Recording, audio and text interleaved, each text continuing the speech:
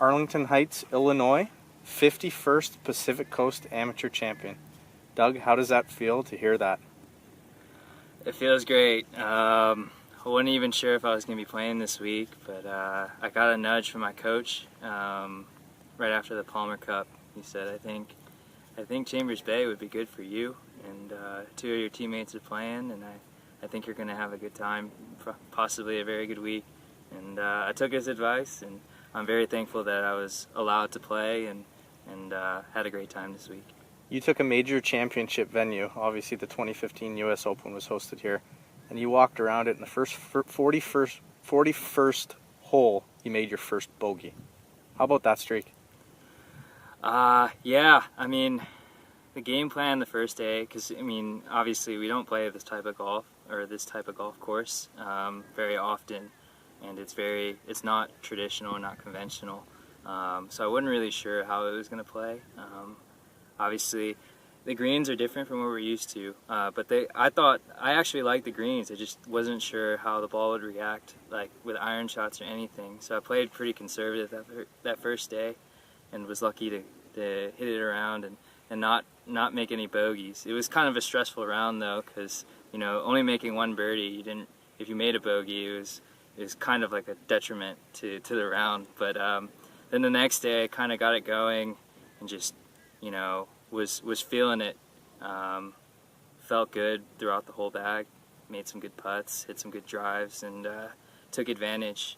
But yeah, I was kind of a little sad to make my bogey in the 41st hole of the tournament, but I knew he was going to catch up to me at one point. And I personally had the chance today to walk around with yourself and Will Zalatoris in the final group.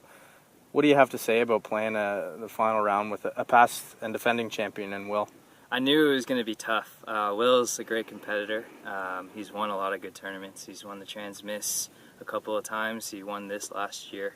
I always cherish playing with him. It's a lot of fun for me. We played with each other quite a bit, and so to be in exactly the group that you want to be with a good friend was fun. And this time I got the best of him, but next time we play together, it's going to be neck and neck like it always is, because he's a great player, and it just makes it a little bit extra special. And you started the day chasing third-round leader Hayden Springer, who struggled a little bit on the final day. When did you know that you had a very good chance of winning the championship? I had a feeling 9 holes in. I was 9 under for the tournament, 2 under. It's not like there were any leaderboards anyway, but I had a feeling that I was in a good spot. I knew, obviously I knew where I stood amongst my group, but I figured that somebody was going to come from behind, because the weather wasn't windy at all. The pins were a little bit tougher, but the guys here are so good, and there are so many guys within a handful of shots that I knew someone would probably sneak up.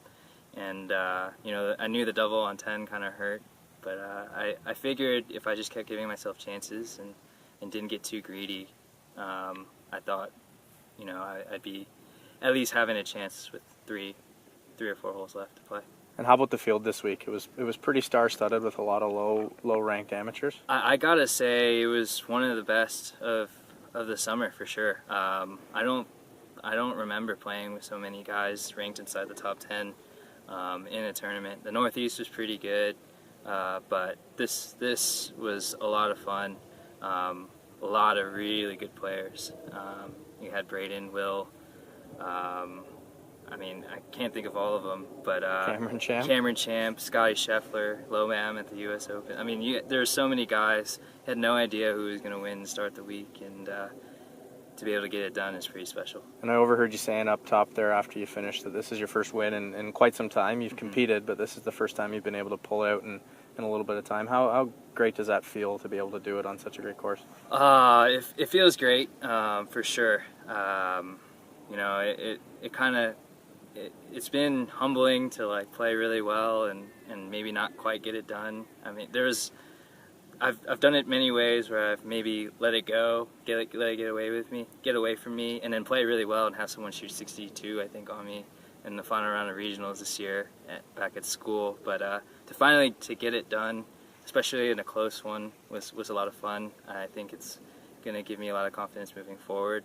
But I wasn't as excited as I thought I'd be. I thought I'd be just booming with emotion, but you know, I just remember thinking making the putt and was really, really happy to make it. But then I also thought, like, I want to do this again. So, but yeah, it definitely means a lot, and I feel like I finally kind of got a monkey off my back. Good for you. And you're heading into your senior year at the University of Texas.